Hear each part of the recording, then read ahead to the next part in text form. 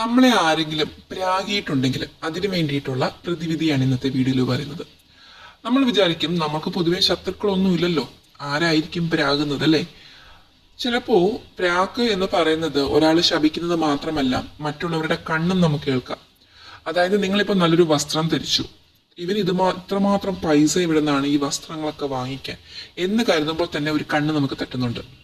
ഇനി നിങ്ങളൊരു കാറും കൊണ്ട് പുറത്തേക്ക് പോയി, അല്ലെങ്കിൽ സ്കൂട്ടറും കൊണ്ട് പുറത്തേക്ക് പോയി, നിങ്ങൾ ഒരാളെ ഓവർടേക്ക് ചെയ്തു പോകുമ്പോൾ ഇവൻ എവിടെ പോവുകയാണ്, വായുഗുളിക വാങ്ങിക്കാൻ പോവുകയാണോ എന്ന് ചോദിക്കുന്നത് പോലും ചെറിയ രീതിയിലുള്ള ഒരു പ്രാക്കാണ്. അല്ലെങ്കിൽ നമ്മൾ വണ്ടി ശ്രദ്ധിക്കാതെ എടുക്കുമ്പോൾ ചില ആളുകൾ പ്രാകുന്ന കേട്ടിട്ടില്ലേ? അതൊക്കെ നമുക്ക് ചെറിയ ചെറിയ പ്രാക്കുകളാണ്. അല്ലെങ്കിൽ നമ്മൾ സ്പീഡിൽ നടന്നു പോകുമ്പോൾ ആരെങ്കിലും ഒന്ന് തട്ടിയിട്ട് പോകുന്നു, അതല്ലെങ്കിൽ നമ്മൾ എന്തെങ്കിലും സാധനങ്ങൾ വീട്ടിൽ വാങ്ങിക്കുമ്പോൾ മറ്റുള്ളവർക്ക് ഇഷ്ടപ്പെടാതിരിക്കുന്നു, ഇതെല്ലാം ചെറിയ രീതിയിലുള്ള കണ്ണീറും പ്രാക്കുമാണ്. ഇതൊക്കെ മാറണമെങ്കിൽ, അതായത് ഇങ്ങനത്തെ പ്രാക്കുണ്ടോ എന്ന് നമുക്ക് അറിയില്ലല്ലോ. അപ്പോൾ ചെറിയതും വലിയതുമായിട്ടുള്ള പ്രാക്കുകൾ മാറാൻ വേണ്ടിയിട്ട് നമുക്ക് സിമ്പിളായിട്ട് വീട്ടിലൊരു കാര്യം ചെയ്യാൻ കഴിയും.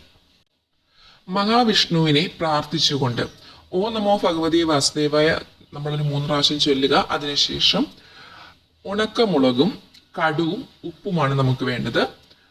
അടുപ്പിൽ അല്ലെങ്കിൽ ഗ്യാസ് അടുപ്പിലായാലും മതി, അതിലൊരു പാത്രം വെച്ചിട്ടായാലും മതി.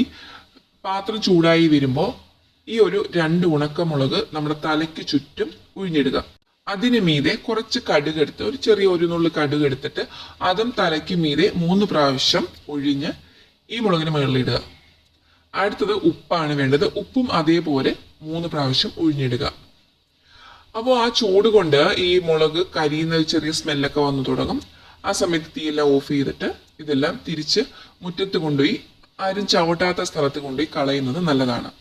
ഏത് രീതിയിലുള്ള കണ്ണീറും പ്രാക്കും മറ്റു ദൃഷ്ടിദോഷങ്ങളും എല്ലാം തന്നെ മാറിക്കിട്ടുന്നതാണ്.